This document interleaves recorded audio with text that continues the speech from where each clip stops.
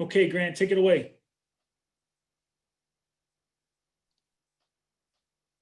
All right, thank you. Good afternoon and welcome back to our NAD members who attended our first two sessions on diversity.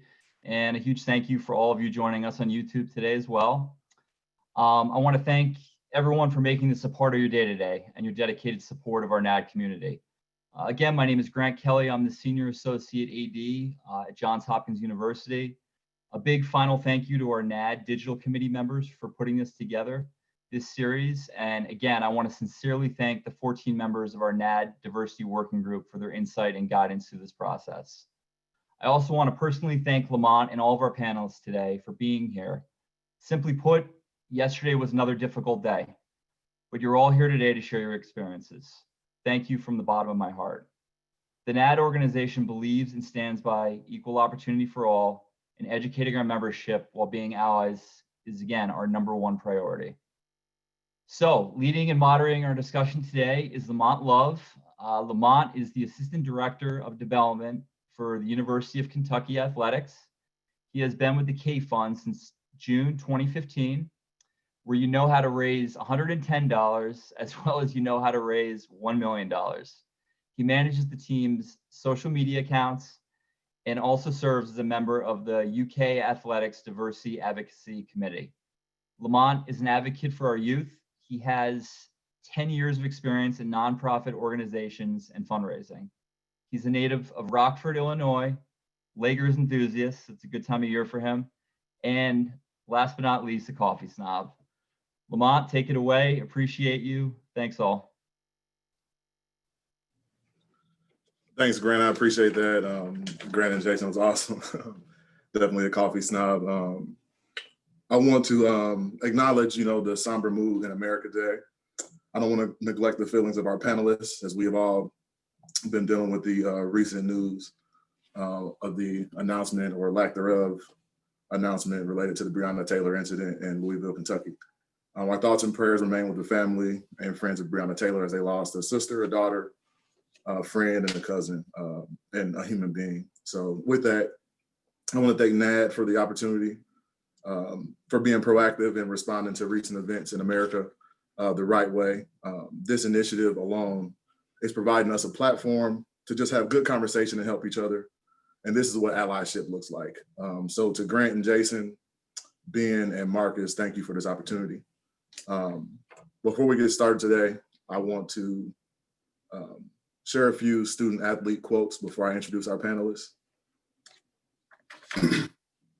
as they face racism as a student athlete or former student athlete. A student athlete says, "Without the logo on my chest, I don't feel safe driving around the city. You never know, this polo may just save my life one day." Another student athlete, anonymous, says, "On the second day of baseball practice, a white teammate approached me and asked, 'Are you going to be one of those type of Black people who doesn't like being called the N-word?'" A former student athlete says, a position coach said to him, "You can pack your bags and go back to Compton. That's how I feel about your mental health. You need to man up." He says he'll never forget that day because it was the day he was grieving the loss of his best friend.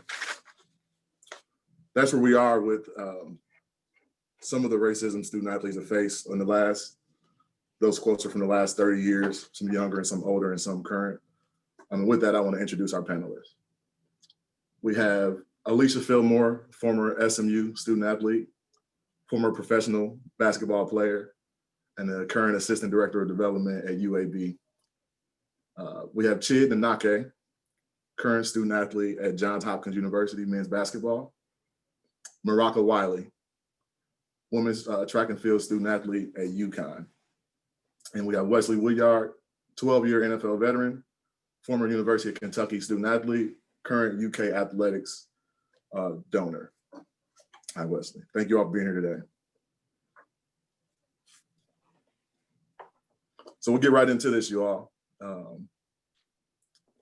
For Maraka and Chid, and I have Chid first on the top of my screen, so I'll go with Chid first. Tell us about your collegiate journey through racism.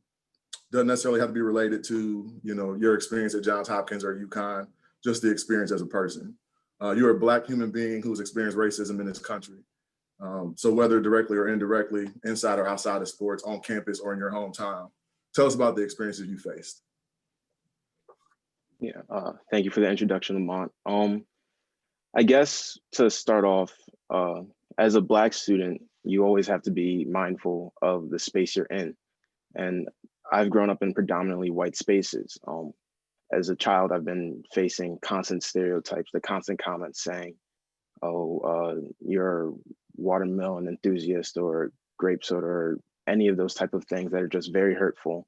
And trying to report those things and just trying to battle through those things, it's hard. And it's hard when you don't see people in positions of authority that can, vouch for you. And so it's kind of like you have to hold your head a little higher than the rest of the crowd. And me being taller, like I kind of stick out in that crowd too. So I've always stuck out, but I've always had to make sure that, I'm kind of necessarily conforming, but also in being mindful because I can't make the same mistakes as other people. And especially on the college level, like you can't make the same mistakes as the next person. I know in Johns Hopkins, or just even not even at Johns Hopkins, just within my college journey, that you face different people with different prejudices that you battle through, that you kind of have to not necessarily just, you kind of have to make sure that you're on top of everything. And that's just something that has been very prevalent within my college journey, within my high school journey, within elementary, middle school. It's always been prevalent to be on top and, don't let the outside see cracks. And so being a Black student athlete now, seeing the constant pain, the constant suffering of people across the nation, like that could be my brother, my sister, or my mom, my cousins, it's hard, but with the tight community that we have within our Black student athletes and within, the brotherhoods that we form, like I can get through it, but at the same time, it's hard. So those are just my thoughts on being a Black college athlete now in 2020, especially. Thanks, Chief. Hi, everyone. As Lamont said, I'm Maraka. I am a current student athlete at UConn. My journey through racism actually started in my childhood. And I feel like in order for you all to try to understand that, I have to explain like how I grew up. Growing up, I had a non-traditional family, which I wouldn't have it any other way. My dad lived in California, who I visited multiple times a year, but I lived with my mom and my stepdad, who I actually call my dad too. Most of my childhood, we grew up in Charlottesville, Virginia. And being a coach's kid, we moved a lot. So from Virginia to Connecticut and now Indiana, moving has been a journey in itself. But with that being said, most of my youth was spent in Charlottesville, Virginia. And while you see Confederate flags and you hear the stories about Charlottesville, at my particular school, there were only 2 Black kids in my whole grade of 70 kids, including me. I don't have a moment where I experience blunt and direct racism. So my racism wasn't directed at me, but the racism I experienced was a reverse in that they tried to help me assimilate into their culture rather than accepting my culture. And when I was growing up, teachers, classmates, friends, friends of family, parents, etc., would always say to me, "Oh, I don't see your color," which is a huge problem in itself. And it's like, how do you look at me and not see my color? And I don't look like people in my class or my friends. So no one growing up ever really acknowledged that. And they just said about to treat me like one of them. And they tried to make me part of, I would call a melting pot, as opposed to holding on to my uniqueness as a Black girl or Black woman. Um, and they never really mistreated me because they just accepted me as one of them without ever accepting me um, in my color and embracing my differences.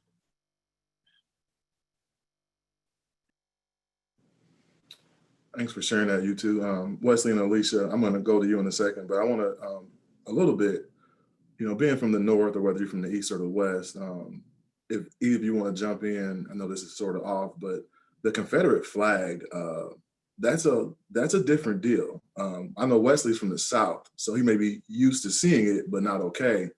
But for a Black person, I mean, it's scary. I mean, you see that and you think, oh, we're back in 1842, and it's scary. Would either of you want to jump in? I know I'm just throwing this at you, but that's hard to, if you're not used to that, it's tough to see that. And talk about what it feels like when you see that. Me being from LaGrange, Georgia, first off, before I start off, I would just like to say thank you to the NAD Association and everybody who's on this call, lending the ear for a positive change within our world, not just our community, but within our world. But growing up in LaGrange, Georgia, we saw Confederate flags just freely flying. You hear the white students in our schools screaming about Dixieland. Oh, those are great, like those were the good days, Dixieland. Like we, as a Black male growing up, I really didn't know too much about the Confederate flag until I became older. So it really didn't offend me, but I did know that the people who I saw parading the Confederate flag around school, on shirts, on their cars, they live by different rules. In my high school, they would allow the group of white students, seniors, juniors, to congregate at late night hours on the parking lot of campus in high school. And there would be drugs, there would be shotgun shells laid out there. There would be all kind of things that would be overlooked because they were protected. Now you can go not even 2 minutes around the corner from my high school and you see 2 kids being harassed by just sitting outside on the hood of their car. And it's just like there are different rules. And I think that the great thing about today is that, millennials got pegged a lot of backlash with millennials. Oh, you guys are lazy. But the thing that I love so much about the millennials and myself being on the cusp of being a millennial is that we want to see action today. And that's the thing that I think that our ancestors may have, dropped the ball a little bit on because they were so willing to wait for things to happen in the future. But no, our future is today. Our future is not tomorrow. We have to make change today in order to be successful in this world as one. And that's all I would just say on the Confederate flag. It was different rules for people who carried that flag. I appreciate that. Lamont, I'll go ahead and chime in. Hello, everyone who is tuned in. Thank you again, NAD, for putting on another needed webinar. And Lamont, thank you for thinking about me to add me to such a great webinar today. So growing up in Texas, I now live in Alabama. Confederate flags, honestly, were more so, you saw them, but it was almost like you didn't talk about it. It hasn't been until I've gotten a little older that it's almost a slap in the face when they're saying, why would you take down my statues? Why would you not allow me to raise this flag? It is history. It represents, this part of us that you can't take away. And you kind of side eye look at people like, so you don't understand how that could be such a threatening sign of what our history looked like and how it was not very far. Many history books want to make it seem like this was generations ago, when in reality, my grandmother, my great-grandmother, were a part of those things. And my parents being on the front lines of different things as well. So it's definitely one of those things that people don't normally bring it to me because they know where I stand on this. And it's like, don't look me in my face and call me a fool and think you're gonna get that past me, because that holds way more weight than just a history of being a proud Southerner. Thanks for that, y'all. And Wesley and Alicia, I'm sticking with you two on this one. Kind of just piggybacking off of the question for Chid and Maraka. In hindsight, looking back at your college years, can you think of any instances where you faced racism? Are there any that just stick out, not related to like teams or fans, but just kind of times you were just riding that high of a victory or a good practice or, a good workout, and then you got slapped in the face with the reality that, no matter what, you still Black, no matter how many tackles or how many points you scored. Can either of you share on that piece at all? Wesley, would you like me to start? Yes, I'm sorry, you can start, so go ahead. Okay. So those who don't know much about SMU, it is a predominantly white institution and a very affluent one at that. And I came from a very mixed neighborhood in high school, so I thought I was prepared, you know? So I had never really dealt with covert racism until I got to college. And I stand 5'6", I'm always with a smile on my face. And I'm walking down the sidewalk and a young lady approaches me, a white young lady approaches me. So I'm naturally, you know, hey, honey, you know, something of that nature. And she actually, what made this stand out was the morning. So it had the dew on the grass. And she actually stepped in the grass with her like Ugg boots. And they were just drenched in water because she didn't want to walk next to me. And I was like, I'm thinking there has to be like a dog, someone scary that she's, her facial expression, the way she was clenching, her books. And I had heard these things, but I was like, because of me, the person who's smiling at you, who's waving at you. And, that was actually my freshman year. And I was like, wow, that, is not something I expected. And then, being on campus and hearing that the SMU PD found a noose hanging from a tree that was put up by some fraternity members who were drunk after a party and trying to wipe it away as, boys just being boys, or, dealing with the microaggressions in class. Luckily, I did have a professor. She was quite the liberal professor, where I had a white counterpart who was next to me, and he alluded to the fact that I was only here at SMU because I was an athlete. He assumed I ran track by my build. He didn't even know anything about me. And he was like, you wouldn't have got in if you weren't on this scholarship. And I had time that day. And she allowed me that time to express to him, not only would my parents have been able to afford SMU, because the natural assumption that I was from the hood, not that that is a thing that's improper, it's just not my story. And also my grades could have got me in on an academic scholarship. So I was like, at this point, sir, because last time I checked, my grades were better than you, yet I'm up for weights, film, practice, traveling. I have 2 games a week, sir. So I'm not sure what you're talking about. And you don't want to have to bring that side of you out. You don't want to always have time for people. But sometimes you had to nip it in the bud because you were only going to be tried so many times. And unfortunately, when you're the only person who looks like you in classrooms, the only person, especially in literature, different literature courses, where they're looking at you as soon as we're talking about slavery, as if I somehow have the inside scoop on all things slavery, and I'm supposed to speak for the entire, African-American race. Those things weigh heavy on you, and something that, as development professionals and those who work in college athletics, you have to think about. Your student athletes are carrying that into practice, into film. So when they seem distracted, it's not only their social life and their familial life, but what it feels like to be in a classroom that people don't look like you. The people teaching you don't look like you. Sometimes the administration does not look like you. It is a lot to be the only, especially for those who've never had to experience it. So those were 3 examples of things that I personally dealt with while I was in school.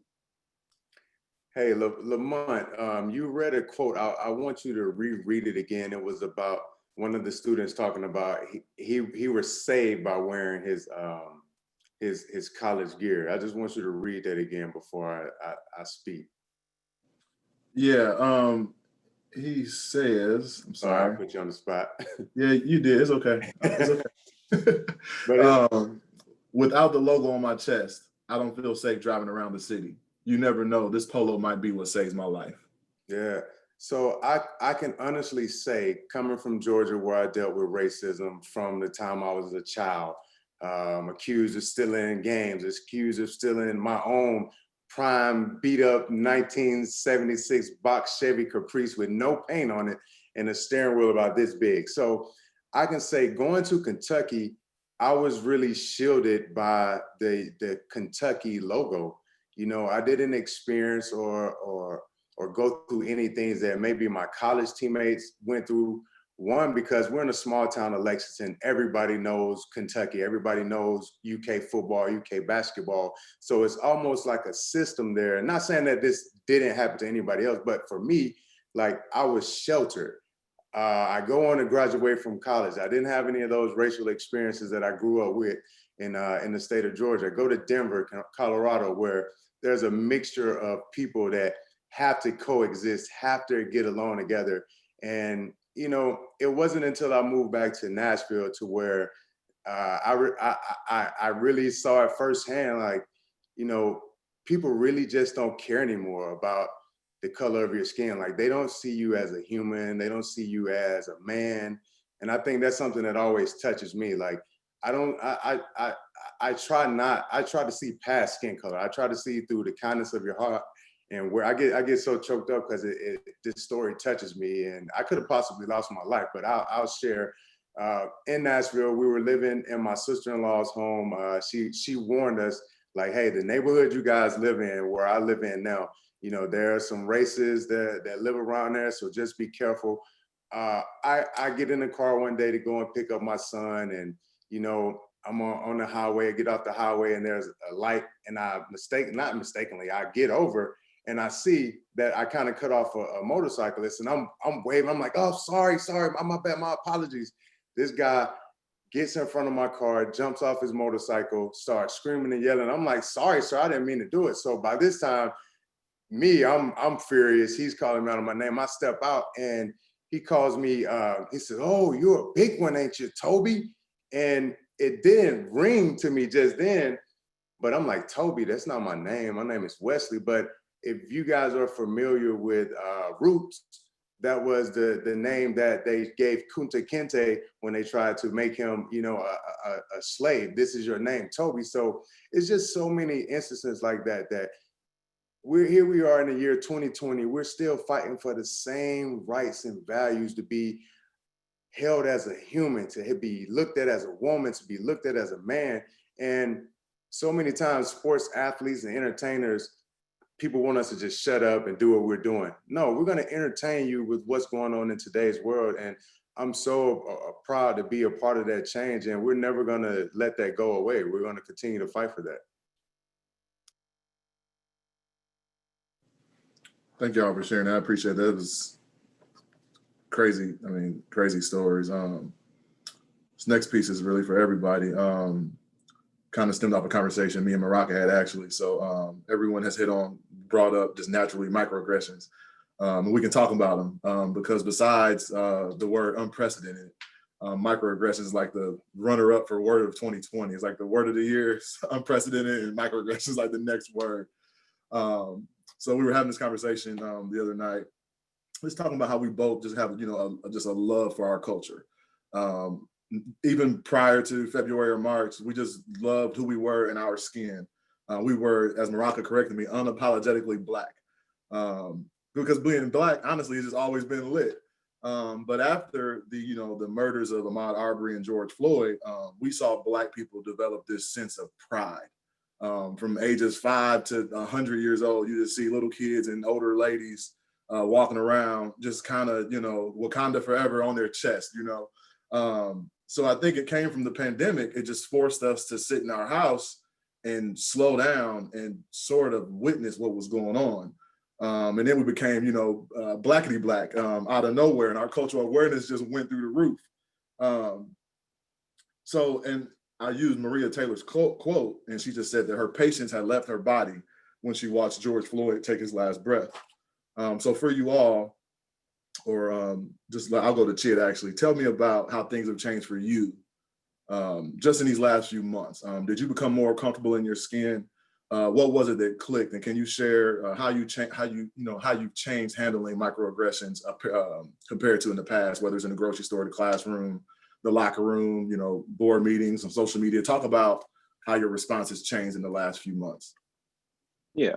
So, I mean, beforehand, all of us experience microaggressions, whether that be walking through a store, someone starts clutching their bag because, you know, that's who I am. Or, you know, especially now as a college student, just going to different panels about what a professional look is, and people telling me that I should get buzzed like one, and it just doesn't make sense as to why my hair has to conform to a standard of people who just don't look like me.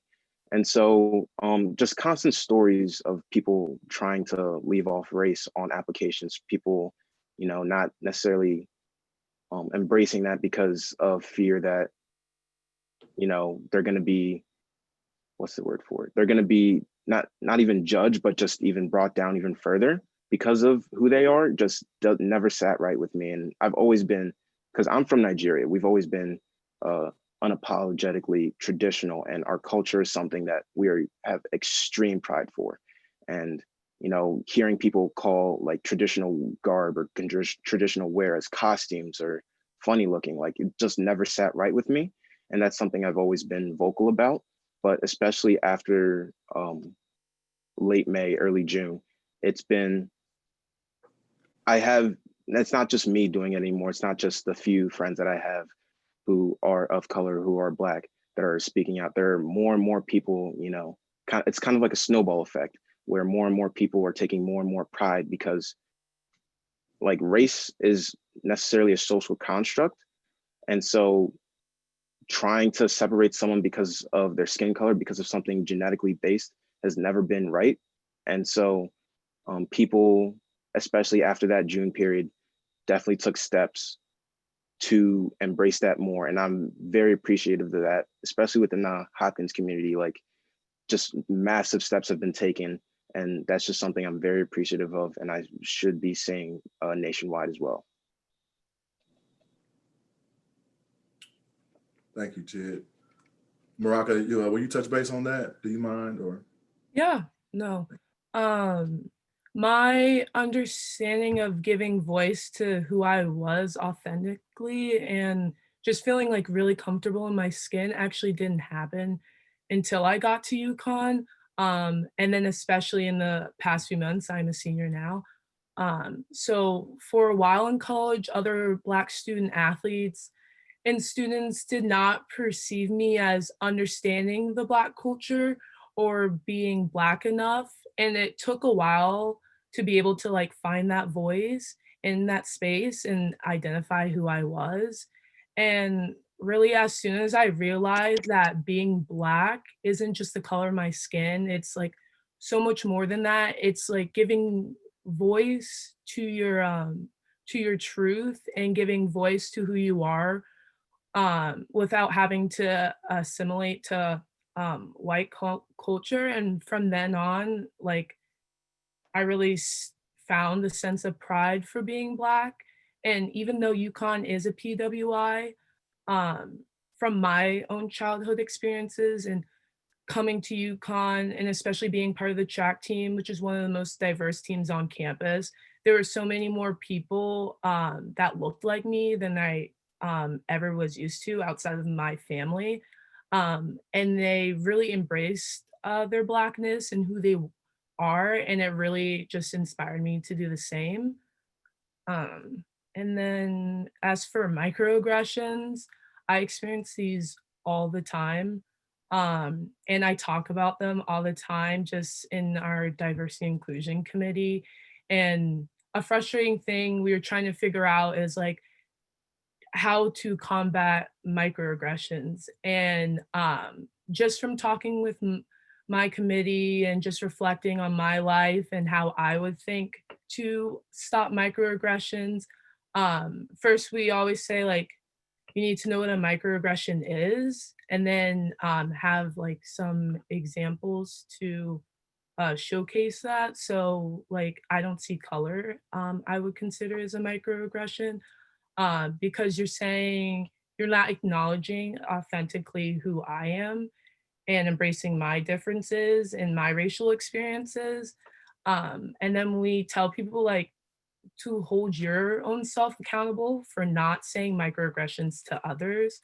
And I think that's a pretty easy thing to do, starting off just reflecting on your own life and what you say to others.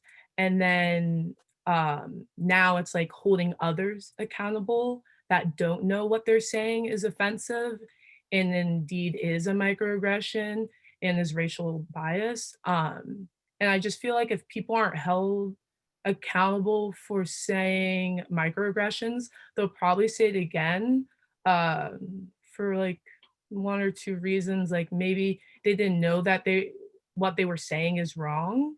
And then second, because no one ever called them out or held them accountable for it before. So they will just keep on saying it. So from my own experiences and talking and hearing microaggressions all the time, I just believe like those are some of the things that people can do to stop themselves and others around them and in their community to not say microaggressions as much, and just hold each other accountable to do the same. Thanks, Maraka. I want to go into, we're going to take not a break, so to say, but we want to jump into some Q&A real quick so we can address all the ones we're getting.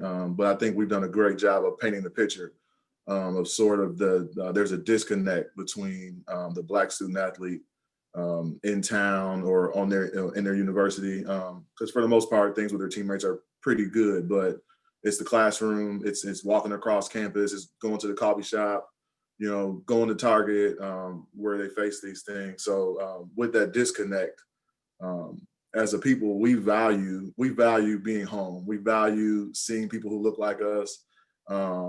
We just want to, feel loved at all times.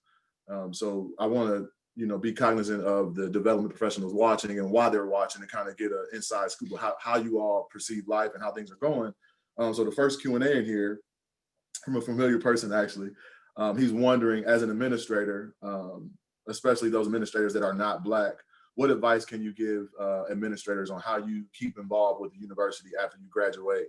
And I will add to it, I'll let Wesley or Alicia answer that, but then as a student athlete, what advice can you give the administrators for why you are still in school? So twofold question, Alicia or Wesley, if you want to answer that first.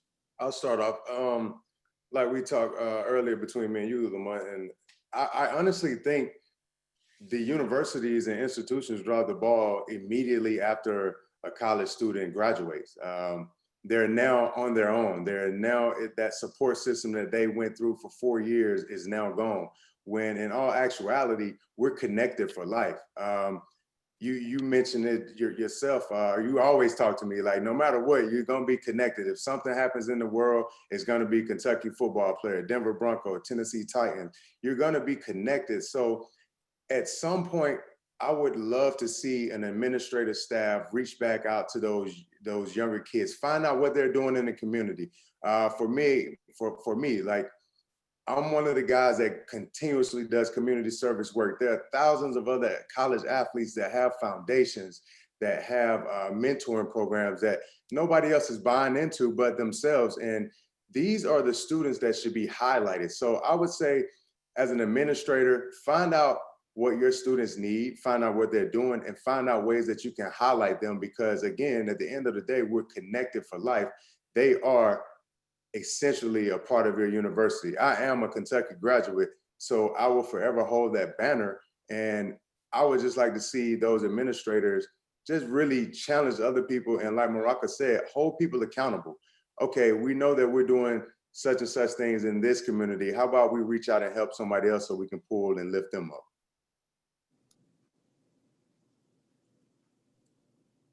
So as an administrator myself, I do know that the list of things we want to do can sometimes overpower the amount of people we have to do them.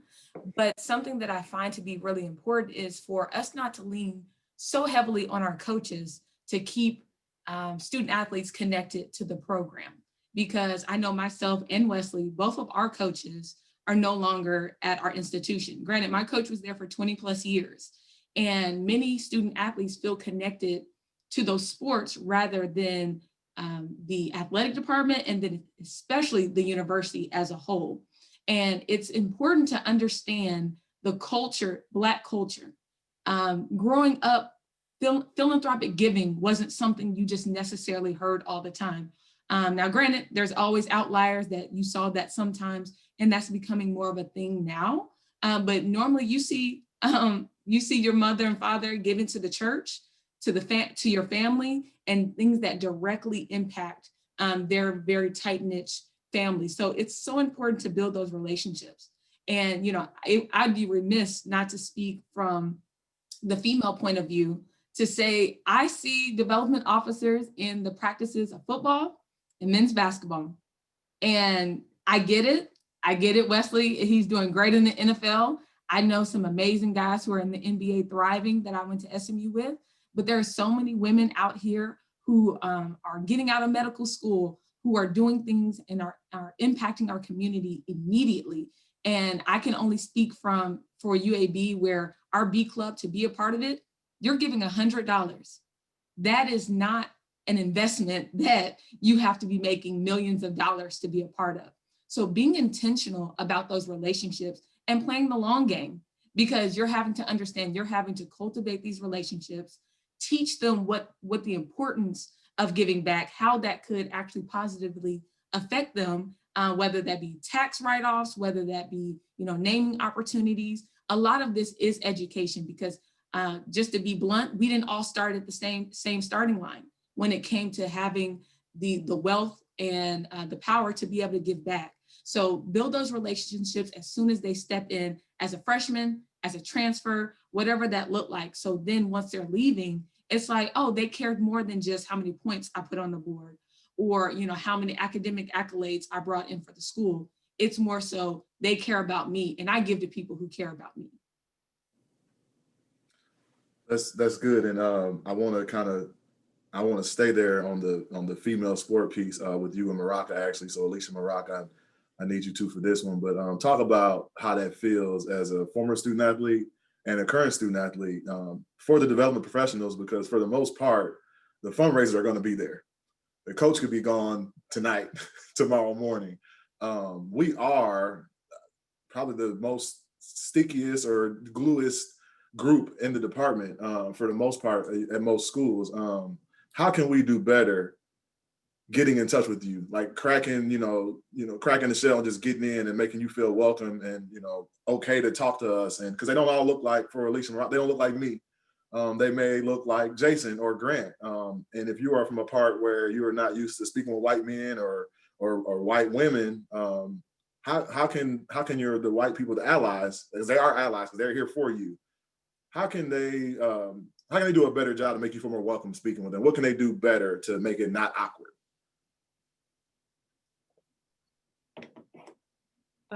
Okay, I can answer first. I would just say it's just increased communication between student athletes and administration, and just starting to create long-lasting relationships between admin and athletes. And I think that can start with just by coming to our practices. Um, as for UConn, I know our development officers are right above us in the indoor track, so it's super easy for them at UConn to come see our practices. But it goes outside from development officers, just like anyone in higher administration, like I don't know, the AD or SWA. But I just think I would be more inclined to give back to UConn in the future if I knew they cared about me outside and off the track, or outside of anyone's perspective sport. And yeah, I just think it's just creating a relationship with you, and just engaging with you through your sport. So everything Maraka just said, communication is key, and honestly educating people. I think I was a pretty forward-facing student athlete wanting to be involved. I was a SAC president, and I still didn't know where my scholarship came from. I just assumed, you know, the school found this money to give to me and I was good to go. So honestly, it's just allowing student athletes to have a better understanding of what's happening behind the scenes. So when you do, you are introduced, because we get introduced to a lot of random people that we don't know who we're talking to. And as an 18 to 22-year-old, we really don't care about them if we're just being real. We're able to say, okay, this is why they're talking to me. This is why they, you know, want to get to know me a little bit better. And honestly, just have conversation. It doesn't have to be at this deep, we're, trying to solve world hunger level. Just like, do you know who my parents are? They attended every single game. Did you happen to know who that bald-headed man who looks just like me, how that relationship is? And, just the little things that says, oh, I know this person, I'll at least wave to them in the hallway. And when you're bringing a donor around the facilities, it's nice when your student athletes actually acknowledge you because they've seen you before the first time, before you're bringing, $1 million donor by. So again, it's communication, it's educating student athletes, whether it's through SAC, using those captains, those leaders on their respective teams to be able to do that and allow that to trickle down the line. It won't be 100%, let's just be real, right, but we can at least put forth the effort. Yeah, we're and as a development professional, we're all guilty of it. And so I'll share a story from a coworker, my boss actually. Before I came on board, she's been here for years and a familiar face. And the Black girls and the Black guys would never speak to her on the plane, on the bus, just like she didn't exist. Walk by, like it was nothing. Well, here I come, not even on full time for 2 weeks. Every Black person is like, dapping up, bruh, what's up? It's like, oh, bro, what's good? And she's like, you know them? And I'm like, nah, just another Black person. I don't know, like it's like a code, like it's unwritten. So for her, she struggled, but she wanted to know, okay, like this is cool, but I love them too. So I'm always sort of like, make sure I'm like pulling her along to be like, hey, this is Katie, like this is Candace, like we got to give them the call. Like, they good peoples. I know we got to do it all the time, but like they good peoples. Like they're like, oh, okay, they good people. So I had to do that for them here at work, and it's cool now. The women's basketball players, track athletes, and the basketball, football guys. Now they're more comfortable speaking to them because before that, they were just kind of off because some Black people grow up, you don't trust white people. But for the most part, from what I know from colleagues and NAD, they all care about every student athlete. I've not experienced anything like sideways or racist amongst like colleagues from no matter what school, Division 1, 2, or 3. They all genuinely care for student athletes, and especially the Black ones. So how do we, as professionals, for the Black professionals, we have to do a better job of making sure we let the Black kids know she's all right. We got like, she's okay, like he's okay, because they need that. If they don't get that head nod or a little bit like they could, they will never connect. So for Wesley, because you are involved here with Kentucky Athletics and you've been around, how did it help you having someone here who looked like you? How did it help you get to where you are as a donor? And you also had a relationship with the women's basketball coaching staff too. So you had a relationship with other sports, but now you have somebody in administration. Talk about, if you don't mind, how that helped you, or how does it help you feel more connected to the university? It goes a long way, not just having a friend on staff, but having somebody that I know that's, has similar to the like-mindedness of me, family man, believes in, God, is just doing things the right way. But I can honestly say, I remember me and you having a conversation about being a donor, and this was before I even donated money. I'm like, man, I helped the university make so much money, I'm not giving them nothing. And I remember you just specifically saying, like, this is your legacy. Like, what do you want your legacy at the University of Kentucky to be? And at the time, it was a large sum, and you were like, let's just think about it, and we'll talk about it within the next few weeks or whatever, and make a decision on this new project. And by this time, about 3 or 4, white 80s and ex-donor hit me up about, hey, you should donate. But I'm like, I don't really know. I'm gonna go talk to my boy Lamont. So it was comforting to know that I can go to somebody who, like, again, looks like me. And the thing about the Black community, I can say this, like, we don't want everybody to be Black.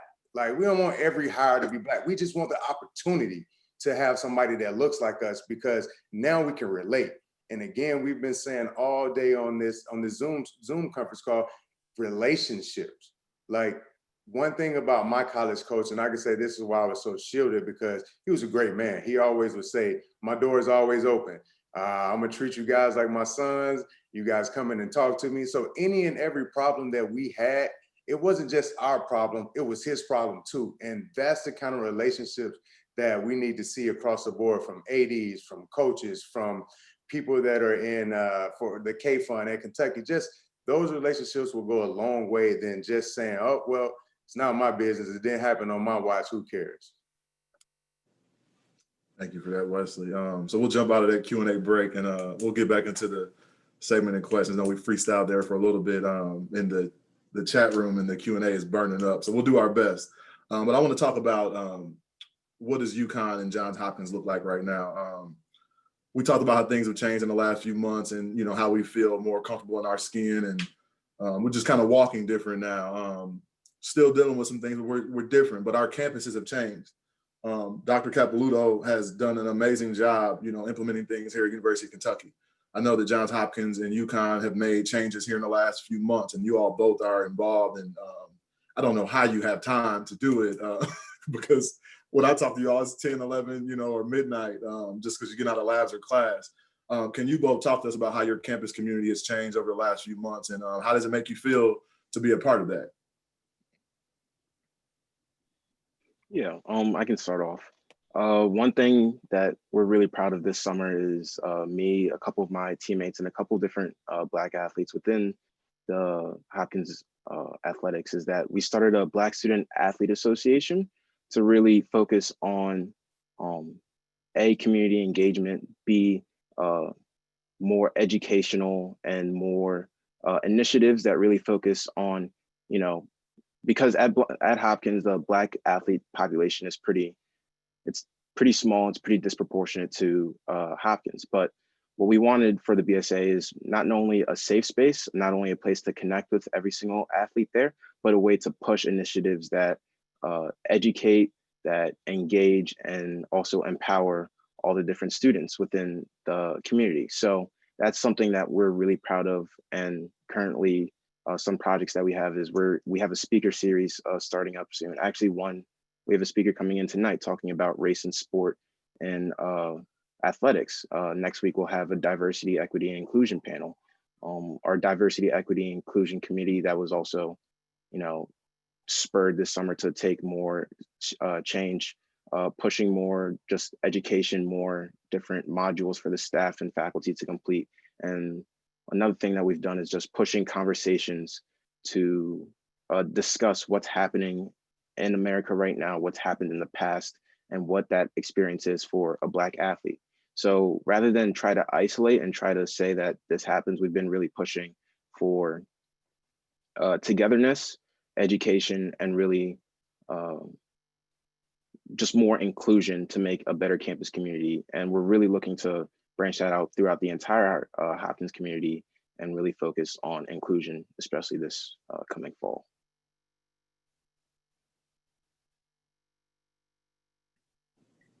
Yeah, so like Chid said, we have a similar committee at our school that a volleyball player and a football player created, and then I was just invited to be on the e-board with them, and it's called the UConn Student Athlete Equity Coalition. So it's pretty much a safe space to have those uncomfortable conversations, and we, out of this coalition, we have proposed proposals to our athletic administration that we feel like address issues. And then I know most schools, I believe, have SAC. So we kind of work together, and some initiatives that we like both have worked together and kind of started on are relating to voting.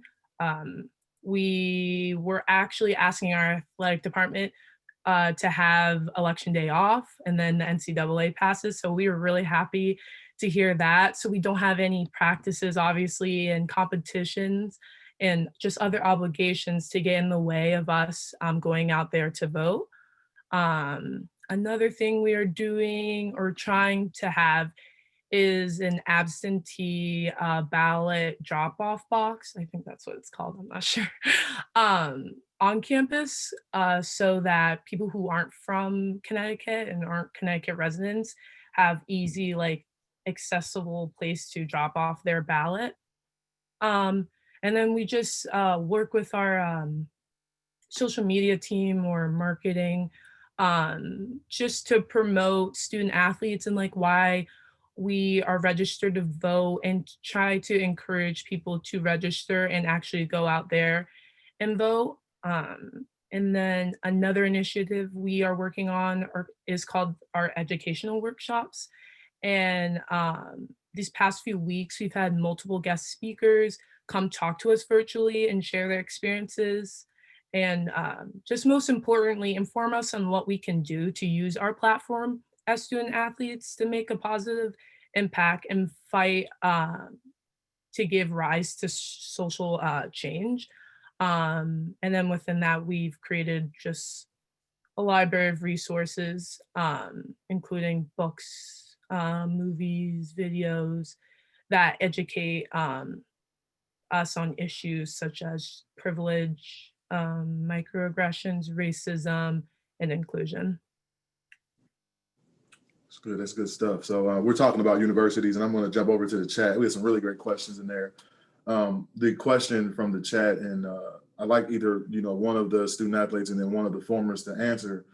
How do you plan, or is there a plan to involve athletic directors and presidents in educating the higher ups at these institutions? So for Chida Maraka, is there a plan to get the athletic director or the president or that that line of defense in the university, get them involved in these efforts? Yeah, so the reason why we actually had our BSA formed was that the athletic director was really worrying about what was going on with the current situation, and actually voiced to have a full meeting with just the Black athletes, and some coaches were involved in the meeting, but the athletic director was all for it and really tried to push for hearing for letting our voice to be heard. And even with that, just not even within sports, but within different initiatives outside of sports, we have vice provosts, we have deans listening in, we have this like the higher ups within our institution are really trying to listen. And I think it has to go a step further than just listening. And that really just goes in with like just action. I love how Maraka brought up the voting point. We're doing something like that too here at Hopkins, where 2 days ago we were trying to get 100% voter registration for all our athletes.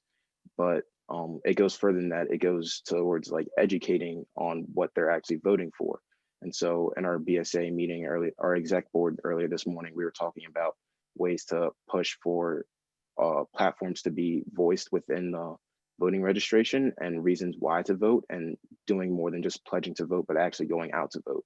So that effort is paired with athletic directors, it's paired with different cultural organizations on campus, it's paired with different deans. So we're making change at our level, but the pairing with the higher ups is something that takes it a long way. So just having athletic directors being able to listen and being able to take immediate steps, or steps that actually get action done, is something that's so important and should be the main focus of how to be involved.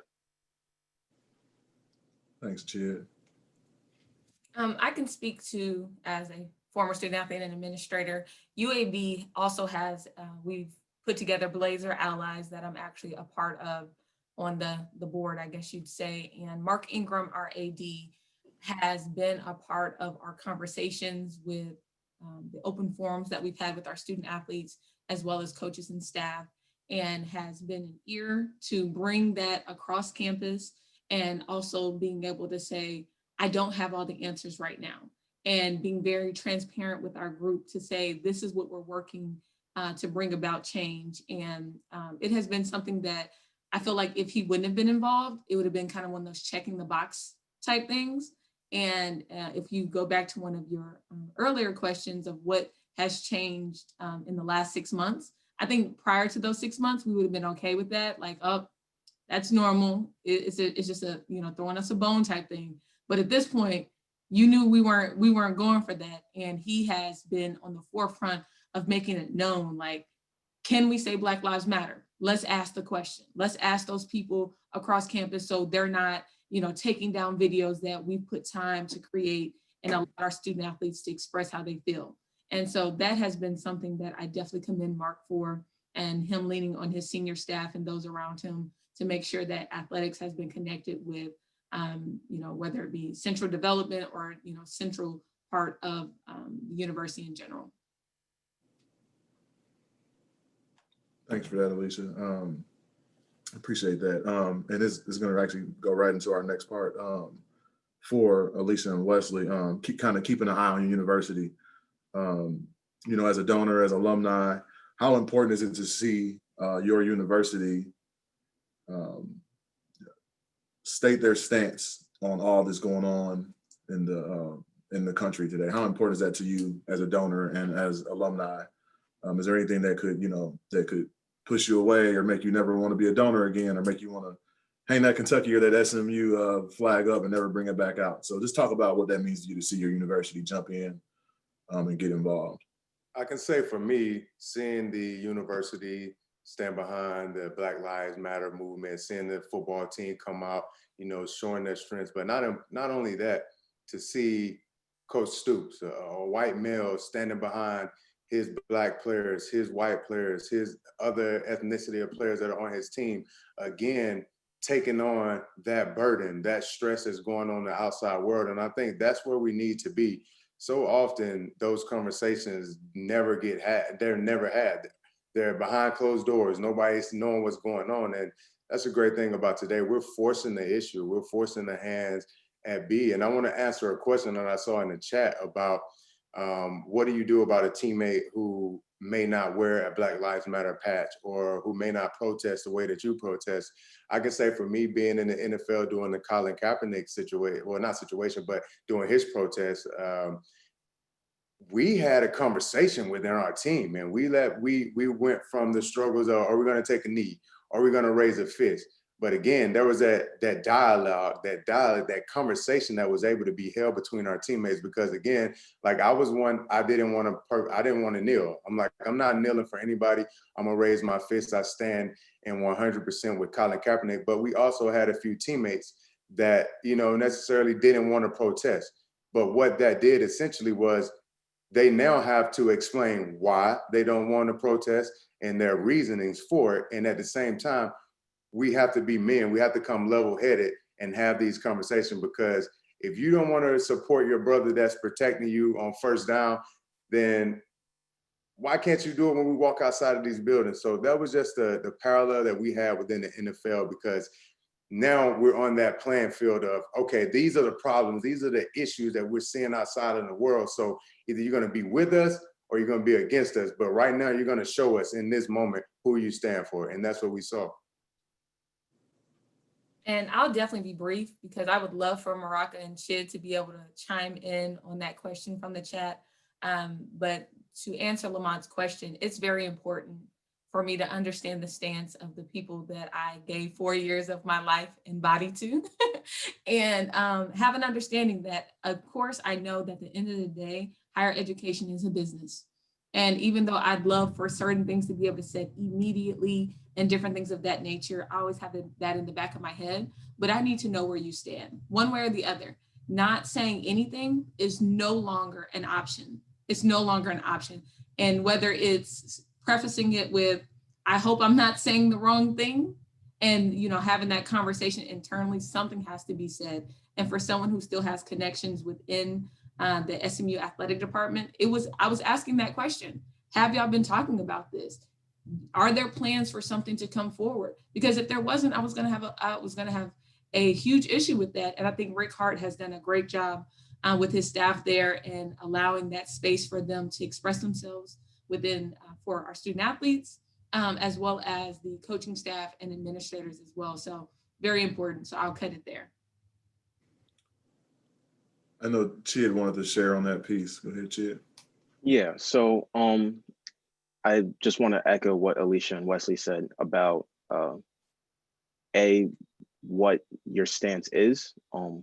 I know when everything was going on this summer, and still is, that we were afraid that our institution might take a more lackadaisical stance, a more you know, stance that says that we don't want to offend anybody. But our Hopkins athletics really just took a stand and said Black Lives Matter, and we were really proud about that. But more importantly, it was that within our team, there was conversations being had that weren't necessarily coach-led, but actually athlete-led and teammate-led. And those conversations still continue on. We talk about different aspects of being a Black man, especially now, like being a Black woman in America is just something that I can't attest to. I can't ever say that I would understand because it's so much harder. And due to the colorism, the different discrimination that happens on every single level, I just can't attest to that. And we have conversations just about different aspects of being a Black man, a Black athlete, a Black student, and being in 2020.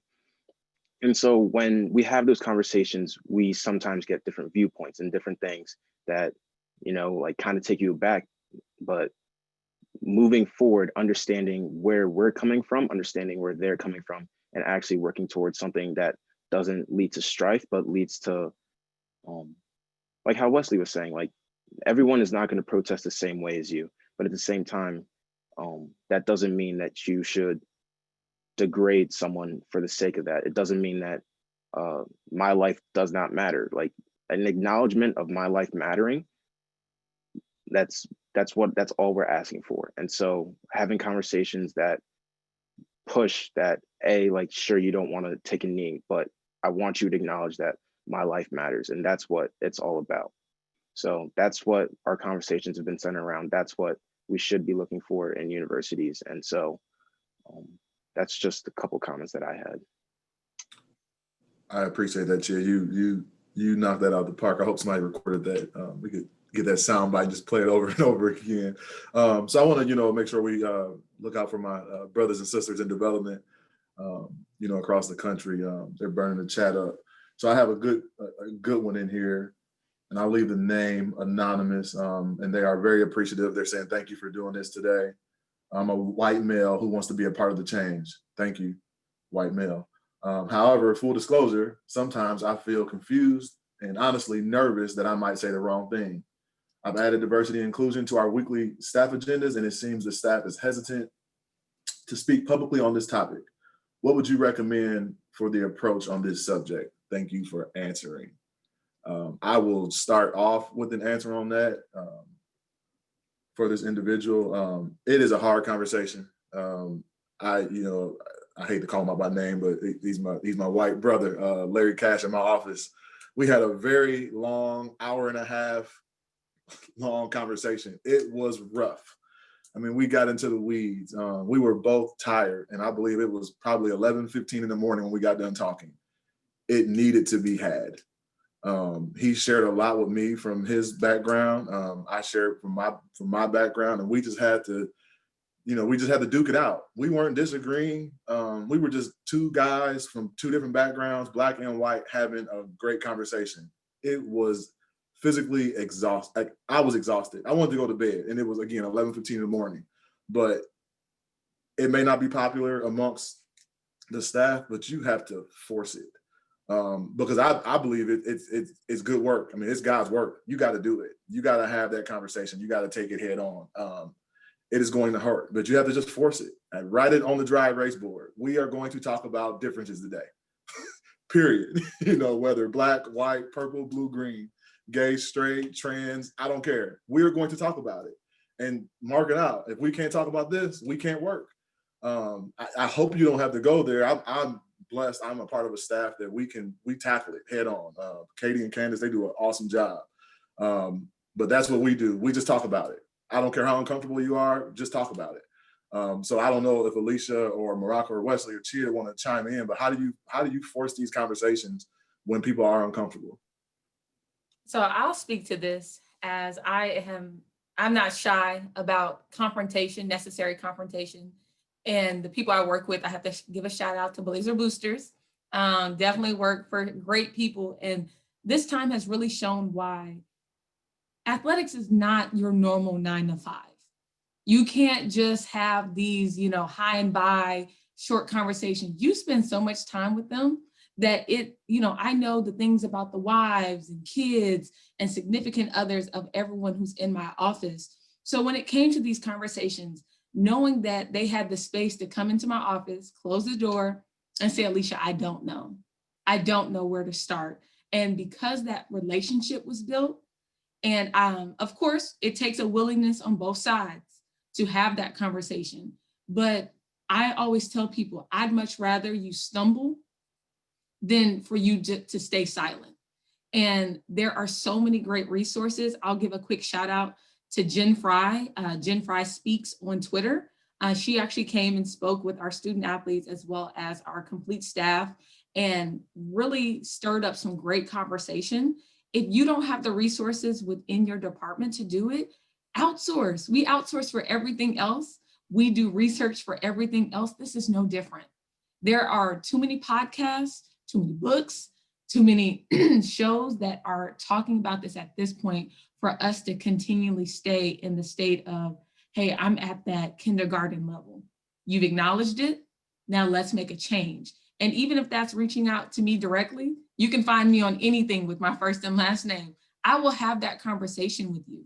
Again, we just can't be afraid to tackle what's in front of us, because something that the elephant in the room, as a Black individual, I've acknowledged and known and talked about race since I could understand the concept.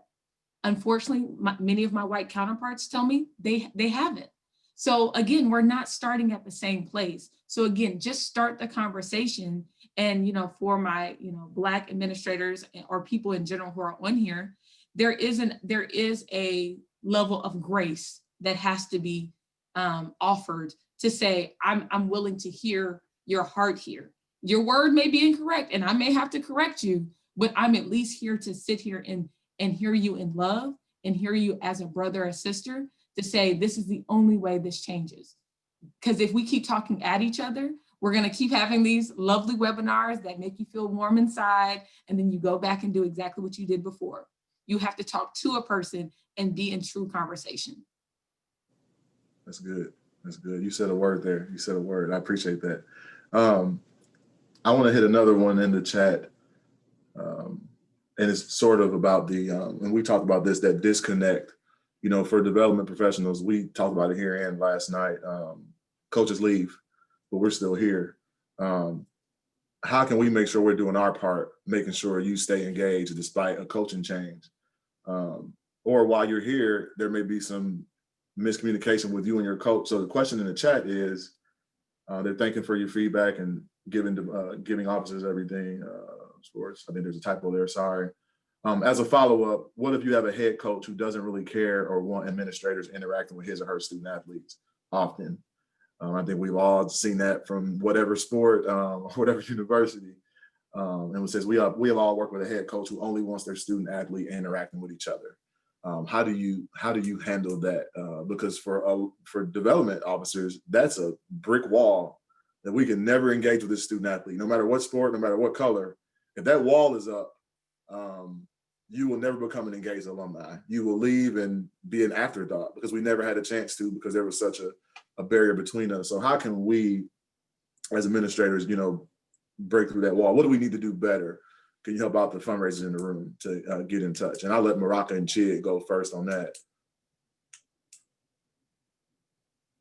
I would say to engage with us currently student athletes, I would say just setting up a system that allows student athletes to have a place to report incidents of racism and talk about issues. I think a big thing is just having a proactive rather than reactive approach to student athlete issues. So that entails like scheduling regular open forums for students to come together to share and connect about diversity issues. One thing that we're talking about at UConn is assigning a Black mental health counselor to the athletics department, especially during these trying times. But I think it's just trying to be proactive instead of reactive with issues regarding race within the student athlete community. Yeah, echo that 100%. One thing that I would like to add is just, you know, pretty sure it happens at most colleges, but having a liaison to each team that kind of reports back to that athletic department, whether that liaison be someone who just talks about like, you know, like shower in the locker room isn't working, or, you know, more like actual issues saying like, this is happening systemically within the athletic department and I want to see a change. You know, having that liaison, it's someone that you can trust, someone that you can go to consistently, and someone that you can, you know, confide in, because, you know, like the athletic department is huge, regardless of whatever school you go to, and it can feel like somewhat of a disconnect. And, you know, you have your head coach there, but having somewhat of a direct connection to the higher ups within the athletic department would be always more than beneficial. So just having a liaison is per team would be something that I would advise there. I would say I think Kentucky, I don't know if they still have the program going on, but it was a unique situation where they brought all of the current athletes and they even brought in like different clubs that was going on at the University of Kentucky. And the great thing about that was it let the students know that, hey, these athletes, they have your back. And in turn, it let us know as students, like, I mean, as athletes that, you know, these students, they care about us too. We're here together to coexist in this college and make this campus a greater campus. And I can say being in the NFL, we host meetings probably three times a year, and they deal with all kind of issues, sexual harassment, domestic violence, drunk driving, abuse, all kind of things. And I say that to say this, to me, life is like spring cleaning. You have to clean out your closet and you have to clean out the cobwebs in your head of those old, chaotic, crazy thoughts, or they're going to take over. And I think that's the thing that colleges and universities have to continue to further their process. There, like Chid said, there has to be some kind of liaison that brings together those students. There has to be a platform, like Maraka said, that allows students to, you know, express how they really feel, express what their daily life is going through, because at the end of the day, it revolves around one thing, and that's relationships. And it's so hard because I'm sure Alicia, myself, Chid, Morocco, even Lamont, we've been pranced around and paraded in schools to help these communities so many times, time in and time out. But when it comes to an issue that we deeply feel sincerely about, and that affects our life as a whole, we're now shunned and told to shut up and don't worry about it. Oh, things will change in the future. And we're just at that time now where we're just like, hey, we're gonna do something about it today, man. So it's tough. And I commend everybody who's trying to have these conversations. I don't want to get long-winded, but I had a conversation with one of my trainers yesterday, and it really shook me because he posted a post on Instagram, and he ended up taking it down because I said something to him, and he was just like, I wish that the NFL guys would just shut up and make their money. You know, they can't change anything unless they get their money. And I'm like, whoa, like, wait a minute, this is backwards. I'm like, are you even trying to listen to the message, what's going on? And from that conversation we had, he was like, Wes, I have family members that won't even watch football. I'm like, you know what? This is telling me that you need to have that hard conversation with those family members who weren't watching football for the wrong reason, because clearly these protests have been clear from day one what they're about. Yes, mass media, certain looting, all of that dilutes the message, but the center heart of it is that we want you guys to listen to us, not hearing us. You know, you can hear a sound, but unless you're listening to it, you're never going to understand truly what they're talking about and what's going to happen and what's going on in their life. So no more hearing what we're saying. Listen to us dearly and make a change. And I'll just lastly go to the question again. We all know that some coaches are very protective, and honestly, I think that starts from the top down. You aren't able to implement something if at the end of the day, your AD, your senior staff doesn't have your back with that. As it was discussed, everyone has sport administrators. Mine happened to become my mentor, Monique Holland, who was our SWA. And honestly, I always knew her door was open. Even though I had a very open conversation, and open door policy with my coaches, I always knew that, whether it was I needed to talk to SAC or I needed to talk to her, that she was available for me. And just an idea to a way in which development officers can be in front of student athletes a little bit more. We have a freshman leadership institute that actually including myself, 3 of my colleagues in Blazer Boosters that we are a part of. So we're having the opportunity to have 2 freshmen a semester that we're walking through the entire semester to work on leadership, community service, values, just a lot of different things. So now when we're going to those baseball games or that volleyball game, we know 1 or 2 people on that team that we're able to connect with, like, oh yeah, that's Alicia. She's the person I do FLI with. And it's just an easy way to integrate ourselves within the community of athletics, because we are out on donor meetings. We do have metrics to hit. We are trying to raise money. I get it. We don't ever want to take away from the role that we play being on the external facing side of athletics. But it's kind of hard to tell that story to that donor if you don't truly understand where it's coming from. And I know someone mentioned in the chat, like, how do we not, almost, find the poor Black guy to put out there as the martyr, to say, hey, you got to give money so guys like this have something to eat. Like that's almost disingenuous to a point. Like there are people that, like, that's one of the biggest things that I do, that I'm trying to find that gem within that football team, that he's in our gospel choir, or, he plays the violin and actually he's a double major and doing different things of that nature. Or that young lady who, came directly from, Saudi Arabia and had to learn English while she's been here, but she has a 4.0, like highlighting the great things that aren't necessarily on a stat sheet, for people to truly understand, not just those who, are on the billboards, who are on the posters, to say, I want you to know them and understand them. So when I'm interviewing them, don't give me that answer. That's that little nice answer. Let people see who you are, and giving student athletes that safe space to say, wow, she really wants to know me. She doesn't want to know the story they want to hear. Because I know, I won't speak for Morocco, but I know both of us come from a similar background where we're not quote unquote representing for our hood, as it was stated in, the bio of what this is looking like. So don't talk to me as if I am.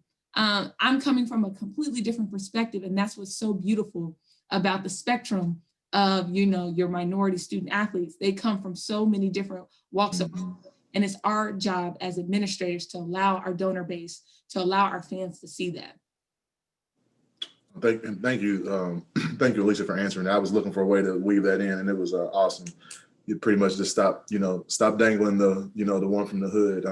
That's not everybody's story. It is not. So we do need to do a better job. Speaking for, I'm in it too. We need to do a better job at that. And you hit on something else that you all are doing. I want to talk about what Kentucky is doing. We just started doing it. We're in the 3rd year. We do a freshman orientation, and we get probably maybe 30, 45 minutes total with the freshman class. And we actually do a skit, and we talk to them about what we do. Like, we raise money.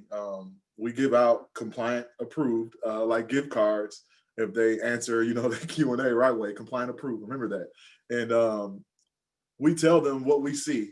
We come in with they love it. We did it virtually this year, unfortunately. We come in with our straight out of K-Fun shirts. So we walk in and they're like, who in the world, where did you find these people? Because they are not in suits and ties. They don't have on a UK polo. And we tell them we're going to be walking around with old people most times, people with money. And we want it. We want to keep paying the bills. Help us help you. And we all, we want to do the same for each other.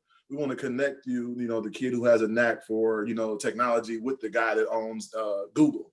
Well, the guy that go on Google didn't go to UK, but you know what I'm saying. So we want to connect the student athletes with the donors.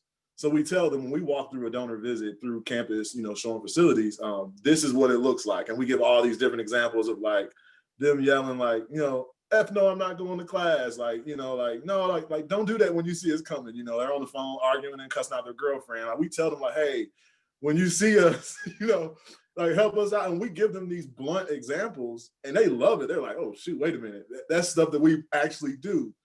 We say like it's fine, you know, but like when you see us, you know, like, you know, come up and, you know, give us a hug, talk to us, so it's authentic. And a girl from the women's basketball team did it, and the donor about fainted. He couldn't even talk. He was nervous. He was literally shaking, and she just walked up, introduced herself, asked where he's from, you know, what he was doing today, and he couldn't even. He was fumbling over his words, couldn't even talk. And when she walked off, I kind of said, you know, you want some water? And he's like, oh my God, that was so-and-so. He spit off everything about her high school career. I was like, okay, that was weird, but it was just that connection. And I think Alicia and Maraka both, like, it's authentic then. Like, as development professionals, show up, you know, show up to practice, show up to something before the year starts. And say, I'm here, come in sweatpants, and like, we have the same gear athletes have. Show up in some sweatpants and a hoodie. We don't always have to come showed up, buttoned up, you know. Let's do different things with the student athletes while they're here, and when they get here on campus immediately, because they'll remember you for 4 years. We have girls who walk in and guys who come in every day. Well, not now, of course, but they come in every day, just say, hey, y'all, and open your doors. Tell them they can come into the office and say, hey, sit down, you know, have their lunch in the, you know, in the back with you, or come in the office while you're on the phone. And sometimes they come in, it's like, oh, you in here listening to the new Jay? Like, yeah, you know, and like we sit there for 20 minutes. They may jump and do some notes. I'm working, but that relationship is there. So just find a way early, because it's hard to do it when they're 20 or 21. It's hard to do it for a senior. But if you get them when they're freshmen, here's who we are as development professionals. This is what we do. We are humans. Like, you know, we live a life, you know, we do things. We may go out, we go to the mall, we go to the store, you know, we play video games. We are human just like you. We just have a job that puts us here. So that's to help out with the part about what can we do better to get the student athletes engaged. Go ahead, Wesley. Real quick, that brings up a great point. It's investing into your student athlete, not the other way around, not your student athlete investing into your program.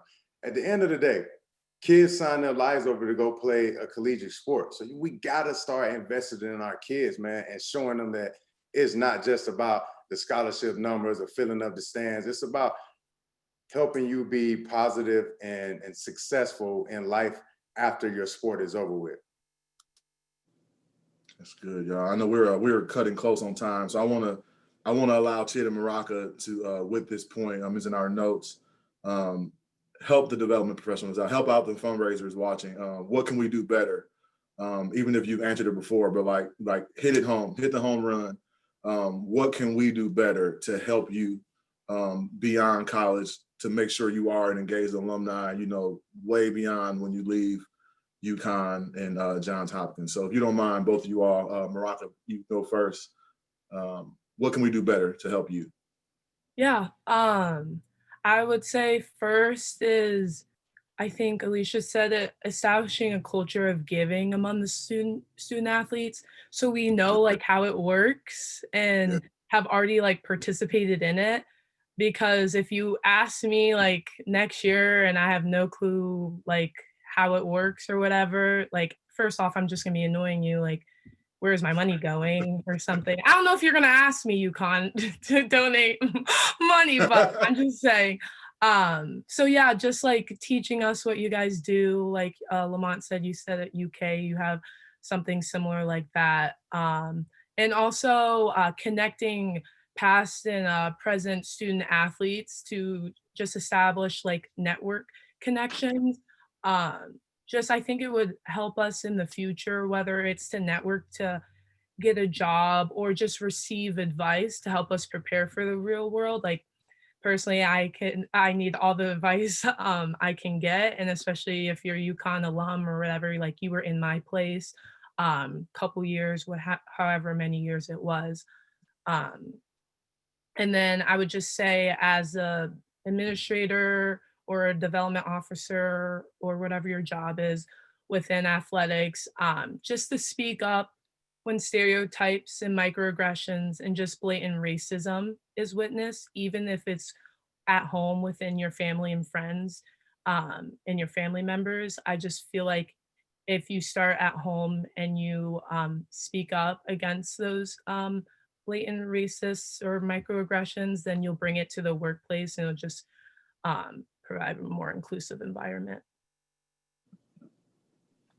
Thank you, Maraka. Yeah.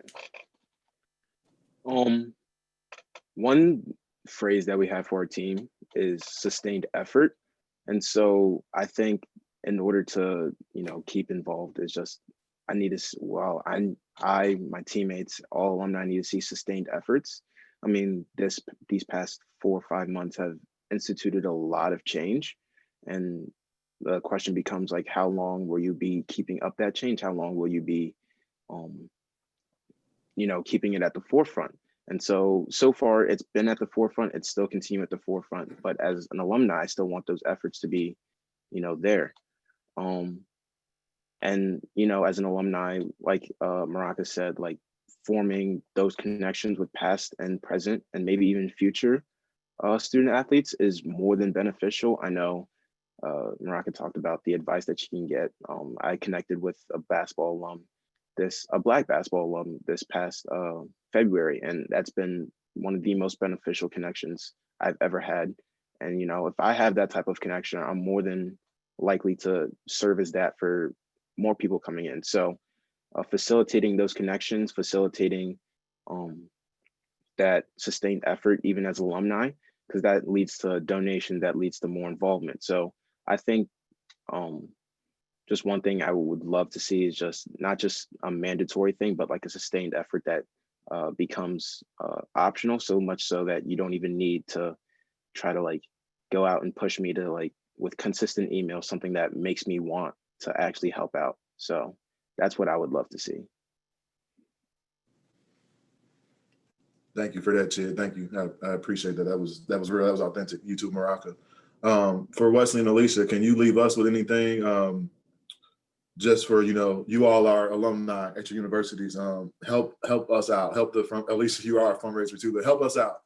Help us if there's a disconnect between guys been gone for 10, 15, ladies gone for 20, 30 years. Help us. How can we reach back out and get in touch with you?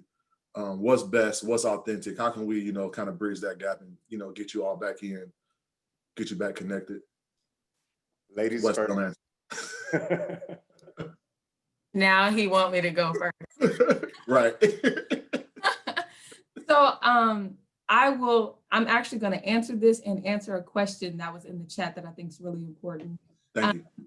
It is first and foremost, you utilizing the people that are involved now. Because if you're just going to reach out to me out of nowhere, I'm like, I don't know who you are. You have no credibility. So you're having to find a way to be credible. And whether that's going directly to the sport to get there, ultimately there has been a break. So you're having to find a way. So find a little bit of credibility and be yourself. Invite me to a game that makes sense. I now live in Alabama. Don't invite me, and I work in athletics. Don't invite me in the middle of the season to a game that's like 1 o'clock on a Sunday. Like that doesn't, like, put a little thought and a little effort into what you're doing. But someone specifically spoke to like how you deal with donors who essentially are going against or feel a way about how your school is taking a stance on these social justice matters. Ultimately, the shortest way I can put this is humanity comes before money, period.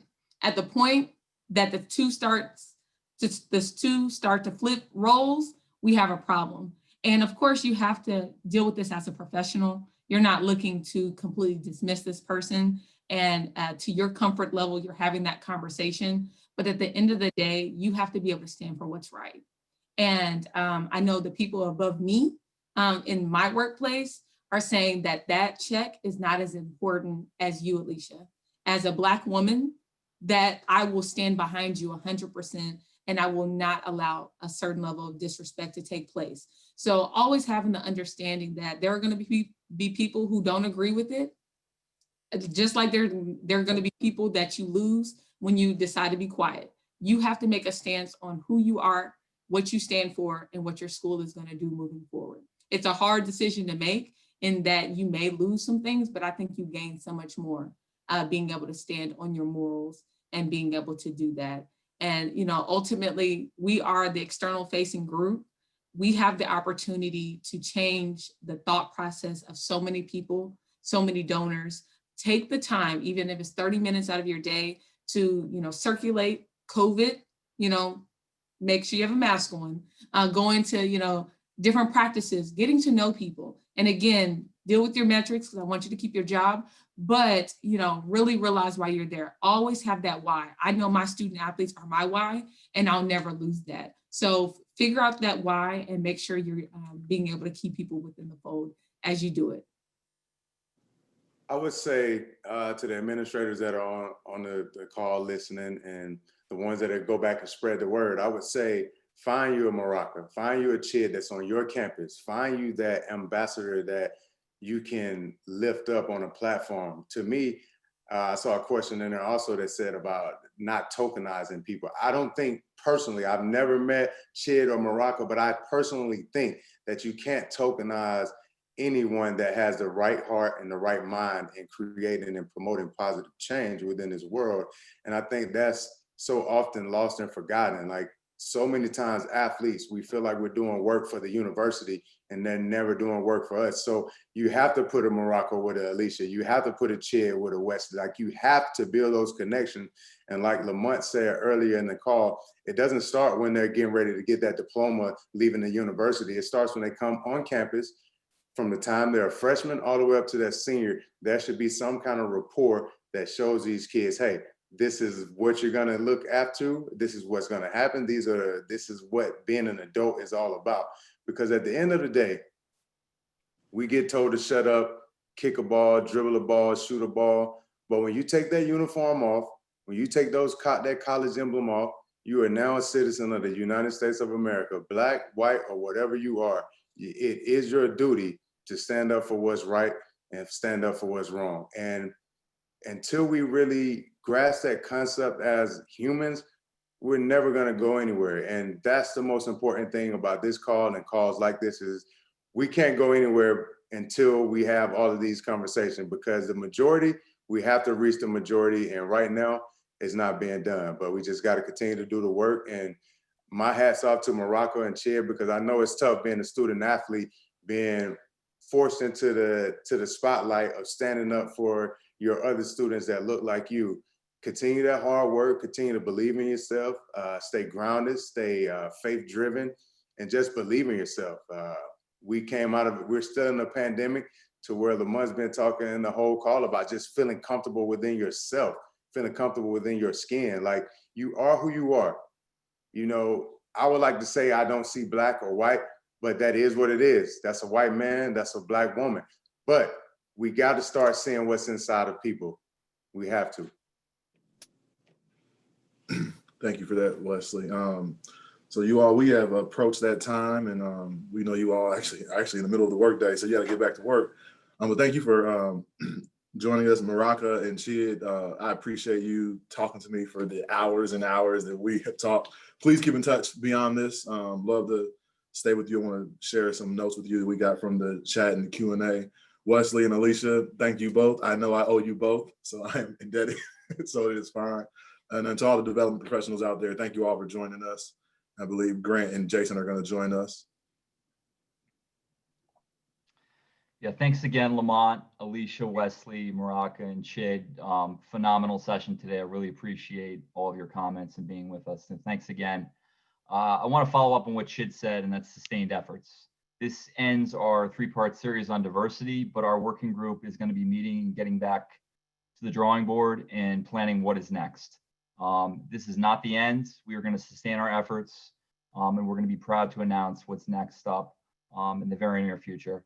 And lastly, I just wanted to announce that we are going to be launching a NAD professional development series starting on October 22nd, 2020. So I hope you all will join us then, and we'll continue these conversations. So thanks again, and have a great afternoon and a good weekend. Bye.